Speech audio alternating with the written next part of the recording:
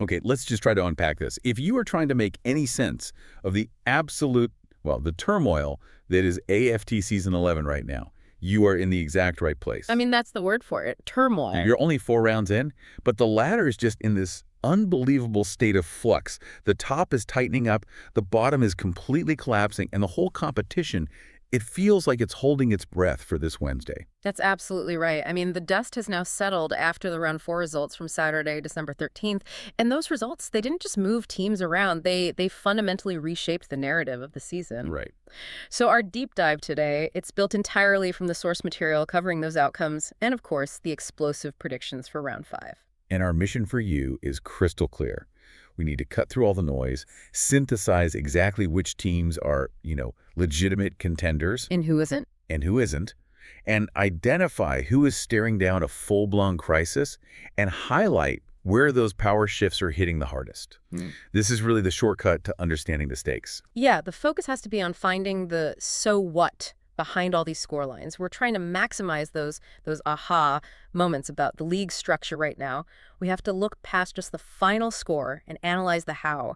How did the winners do it, and why are the sources tipping just, well, absolute carnage for the next round? Okay, let's start with round 4 then, because it delivered some, truly comprehensive victories, some major statements. We have to open with Port Adelaide. You have to. They didn't just beat Richmond. They delivered a comprehensive 36-point demolition. The sources are explicitly calling that 133-97 result the biggest statement of the round. And it was just brutal efficiency from Port. If you look at the source analysis, it wasn't just about the scoring. It was their pressure on the turnover that Richmond just could not handle. They had no answer for. None. Richmond's midfield clearance rate, it absolutely collapsed, and Port was able to transition from defense into a score within seconds. I mean, that kind of systematic efficiency, that's what defines a top-tier team right now. And speaking of firepower, we had a genuine shootout between Melbourne and Collingwood. Oh, that was something else. Melbourne exploded for 20 goals, putting up a massive 136 total points to run over the Pies, winning by 18. It was high octane, sure, but it exposed some serious vulnerability in Collingwood's defense. Exactly. Melbourne's forward structure just dismantled Collingwood's zone defense early on. They were finding gaps that really shouldn't exist in a team that's expected to contend. So while it was exciting to watch, the highest scoring game of the round, it's those defensive lapses that are going to keep Collingwood fans up at night. Okay, but here's where it gets really interesting. After all that carnage, the ladder condensed, and it's left us with only 2 teams that are still perfect. The 4-0 club is highly exclusive. It is, and this is where that major power shift happened. St Kilda and the Adelaide Crows are the only 2 undefeated teams left. And crucially, the Crows got their 4-0 status by beating Hawthorn by 26 points. Which ended Hawthorn's own unbeaten run. Exactly. It ended their run and allowed the Crows to seize sole ladder leadership. So they took the crown, and they did it convincingly. If we look at the Crows, what specific mechanism are the sources pointing to for this early success? Is it midfield dominance, or is it a defensive wall? It's the balance, really, but especially their scoring efficiency coupled with a really solid defense. The sources label the Crows as percentage monsters. Right. And that's crucial for you to understand. It doesn't just mean they win, it means they win big. They are piling on margin, which is essential for any tiebreakers later in the season. That aggressive high-margin winning, it confirms them as a genuine new threat. They basically took that position from a humbled Hawthorn side. Meanwhile, St Kilda got their own perfect record, but they did it the hard way.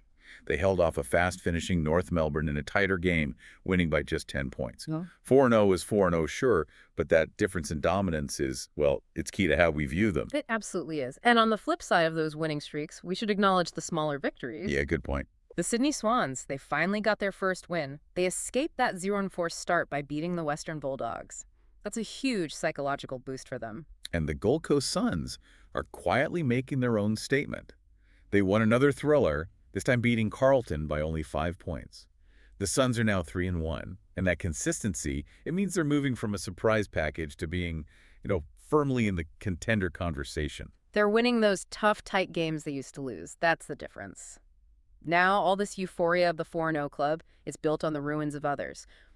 If we flip the ladder over, we find the teams now fighting for survival, the ones deep in crisis mode.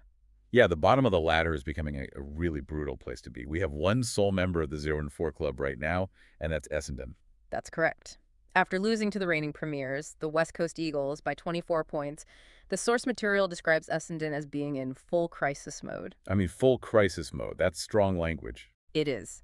To be 0-4 this early suggests some serious systemic issues. The sources are pointing to an inability to control the ball out of the center and just a real lack of on-field leadership when the pressure is on. 4 rounds in, and the conversation isn't about finals anymore. It's about survival, maybe even coaching security. That's a massive amount of pressure to be under. And they are not alone in their misery. 2 historical powerhouses are absolutely reeling. Fremantle piled more pain on the Cats, beating Geelong by 31 points. Oh. That leaves Geelong struggling at 1-3. And a 31-point loss at home, that is more than just a rough patch. It suggests a deep lack of, well, forward potency and an inability to protect their defense. And we already mentioned Collingwood's defensive collapse against Melbourne earlier. They now also sit at a very worrying 1-3. So when you look at these names, Essendon, Geelong, Collingwood, these are teams used to being at the top. Exactly. This isn't just a tough start. It's a complete upheaval of the league's established hierarchy. It is, and that's the so what's for you, the listener. These teams aren't just losing games. They're creating the opportunity for these new powerhouses, like the Crows and Port, to build unstoppable momentum. The systemic problems we've identified in round 4, they're exactly what set up round 5 as a potential breaking point. And that brings us to Wednesday, December 17th. This round is defined by 2 key phrases, really. Undefeated on the line and Derby fire. This is where the season's trajectory could be cemented or just entirely derailed. This is where it gets really interesting. Absolutely. The first point of conflict is the undefeated watch. St Kilda's perfect record is immediately under threat at Marvel Stadium against the Western Bulldogs, who are sitting at a pretty solid 2-2. And the prediction is St Kilda by 11. What justifies that confidence? Doesn't the Bulldogs' desperation and, their home crowd advantage count for more than that? Not according to the sources. The Saints are being labeled the Pressure Kings. The Pressure Kings. Yeah, because their mid-forward press is currently suffocating opposition ball movement. The sources suggest that while the Dogs will fight hard, St Kilda's ability to maintain that pressure over 4 quarters, a pressure that very few teams can match, that's what will see them stay perfect. Okay, next up we have pure unadulterated drama. Western Derby LI, the 51st installment. Yes, it's Fremantle 3-1 and absolutely flying, facing the reigning premiers, the West Coast Eagles, who are also 3-1 at Optus Stadium. This is described with immense color in the source material, and it's summarized simply as pure hatred under lights. You couldn't ask for a better clash of form, history, and rivalry. The prediction here is leaning slightly toward the Dockers, which feels like a major call against the reigning premiers. Why is Fremantle getting the edge here? Well, the analysis focuses heavily on Fremantle's current form versus the Eagles' potential. The prediction tips Fremantle by 9 points.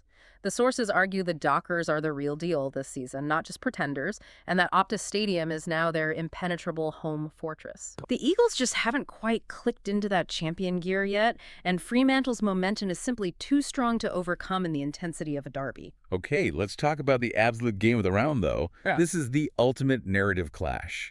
We have the desperate, reeling former powerhouse, the Geelong Cats at 1-3, against the absolute momentum machine, the Adelaide Crows 4-0 and percentage monsters at GMHBA Stadium.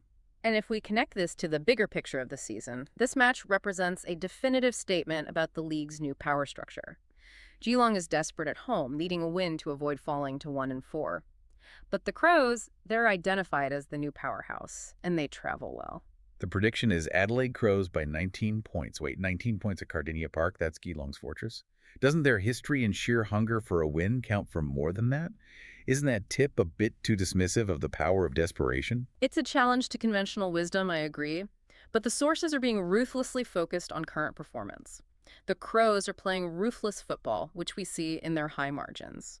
The prediction is so definitive because the sources suggest the Crows are motivated to use this match to bury the Cats for good, metaphorically speaking. Wow. This isn't just about winning for them. It's about making a generational statement about the shifting of power from the old guard to the new elite. Okay, let's rapid fire through the rest of the round 5 predictions. Yeah. Because they really show where the power is expected to consolidate and where some teams are expected to hit rock bottom. Right, and we have to begin with the most lopsided matchup. the inevitable train wreck. The lock of the round. Melbourne dominating 0-4 Essendon at Marvel. The prediction is Melbourne by 45 points, and the sources incredibly note it could get 100-plus AC. It could. What tactical element makes this outcome so certain? It's Essendon's failure to solve their transition defense that we just talked about, combined with Melbourne's high-octane midfield pressure. It is a case of crisis mode meeting peak momentum, and the sources expect a full-scale rout where Essendon just stops competing in the second half. Meanwhile, Port Adelaide is expected to make another statement, this time against a flaky Carlton. Port is predicted to win by 31 points at Adelaide Oval. Port is really building a reputation for ruthlessness, aren't they? They are. They're maximizing their home advantage and capitalizing on inconsistency, which Carlton has in spades. And you have to keep your eye on the Gold Coast Suns. They're getting the nod as a new contender alert. Okay. They are predicted to beat GWS Giants by 12 points. And that would confirm their 4-1 status. If they pull that off, they're no longer an early season surprise. Yeah. And they become a genuine fixture in the top 6. Exactly. What's also interesting is the expectation for teams that just suffered a brutal loss to bounce back hard. Richmond, after being smashed by Port, is predicted to beat North Melbourne by 24 points. They have the pedigree, they just need to consolidate.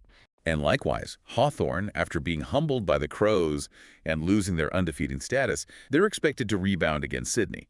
Hawthorn by 29, suggesting chaos returns with them back in the winners column, though, with a fresh dent in their armor.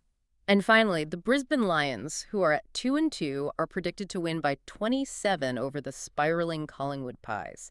The source material emphasizes the importance of the venue here. It makes it clear that the Lions love night games at the Gabba. That's a huge home field advantage. A huge advantage against a defense we know is struggling badly. So we have Wednesday, December 17th, shaping up to be everything the sources promised.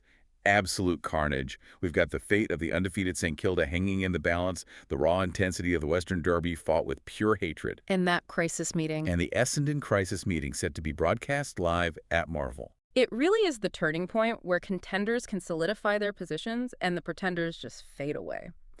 But let's go back to that massive clash at GMHBA. The Adelaide Crows, the new powerhouse, heading into Cardinia Park to face a reeling Geelong team. A former perennial contender defined by its stubborn history. Yeah. This raises a really important question for you to mull over as you watch this round unfold. Let's hear it. In a season that's been defined by major upsets and streaks being ruthlessly broken, Hawthorn's loss is the perfect example. What happens when pure, confident momentum meets desperate historical hunger? Can the Crows truly maintain their perfect 4-0 record against a team that cannot afford to lose another match? Or will Geelong's sheer experience and the necessity of defense prove a powerful and surprising challenge, delivering the huge upset that no one saw coming?